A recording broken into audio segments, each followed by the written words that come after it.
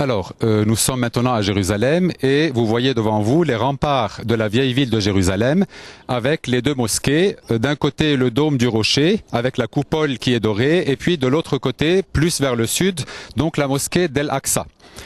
Je vous donne une idée de la dimension de la vieille ville. La vieille ville, qu'on reconnaît donc à partir des remparts, fait à peu près 1 km sur 1 km.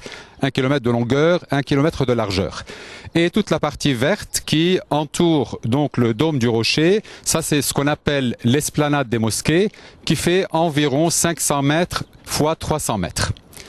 Alors là, on a un haut lieu de l'islam, c'est le 3e lieu saint de l'islam, et le lien avec l'islam vient du fait qu'il y a donc dans le Coran un verset qui dit que dans un voyage nocturne, Mahomet aurait été porté donc de la mosquée sacrée de l'Arabie jusqu'à la mosquée très éloignée, ce qui veut dire justement El-Aqsa. Donc il serait venu jusque-là et il serait monté à partir du rocher qui est sous le dôme du rocher, il serait monté au ciel. Et puis ces deux mosquées qui sont là commémorent cet événement-là. En même temps, il y a aussi à l'intérieur donc du dôme du rocher et sous ce rocher dont je parlais, à partir duquel Mahomet serait monté au ciel, il y a ce qu'on appelle le puits des âmes. Donc les âmes des morts seraient là dans l'attente du jour du jugement. Alors, parler de l'esplanade des mosquées, c'est aussi, bien entendu, pour nous chrétiens, parler de l'esplanade du temple, puisqu'il faut savoir que ce lieu-là, c'est aussi le lieu où se trouvait le temple de Jérusalem, dont Jésus disait que c'est la maison de mon Père. Il y a eu plusieurs temples, à vrai dire. Le premier temple qui était bâti par le roi Salomon, mais qui était extrêmement modeste, qui serait plutôt, probablement, vers la mosquée d'El-Aqsa, puisque la Sion biblique, la ville qui avait été conquise par David, est plus au sud. On la voit difficilement dans la caméra.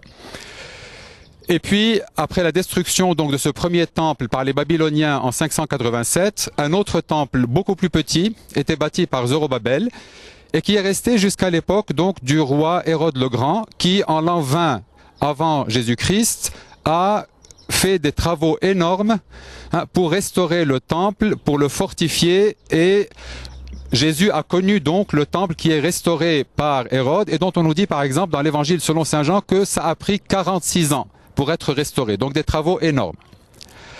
Après la première guerre juive et la deuxième guerre juive, donc au 1er et au 2e siècle après Jésus-Christ, le temple est détruit et les chrétiens n'ont pas fréquenté ce lieu qui pour eux était d'une certaine manière un lieu maudit, puisqu'il se référait aux prophéties de Jésus, le discours eschatologique où il annonçait la destruction du temple, donc ils ne venaient pas rendre un culte ici.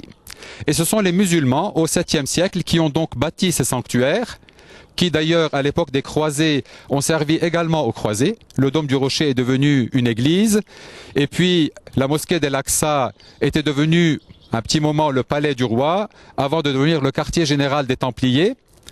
Après que Saladin ait vaincu les croisés, c'est revenu à son usage initial, c'est-à-dire ce sont revenus des mosquées qui continuent de servir jusqu'à aujourd'hui et qui sont un lieu important de rassemblement tous les vendredis pour les musulmans.